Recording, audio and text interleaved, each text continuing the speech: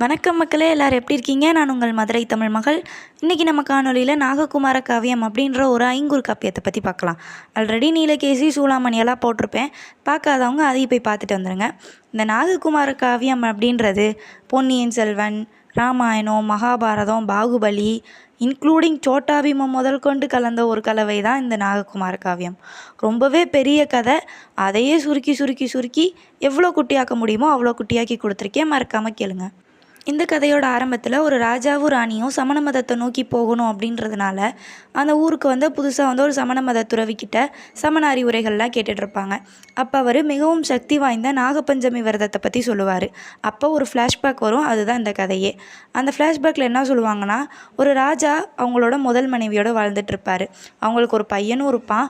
கொஞ்ச நாள் ஆக ராஜா 2வது கல்யாணமும் பண்ணிக்குவார். அவங்களுக்கு ஒரு பையன் பிறப்பான். அவன் ரொம்ப பலசாலி, மிகவும் திறமை வாய்ந்தவன் அப்படின்னு அவன் வயிற்றுக்குள்ளே இருக்கும் போதே ஒரு குரு சொல்லியிருப்பார். அதே மாதிரி அவனும் பெரிய பலசாலியாகவே வருவான்.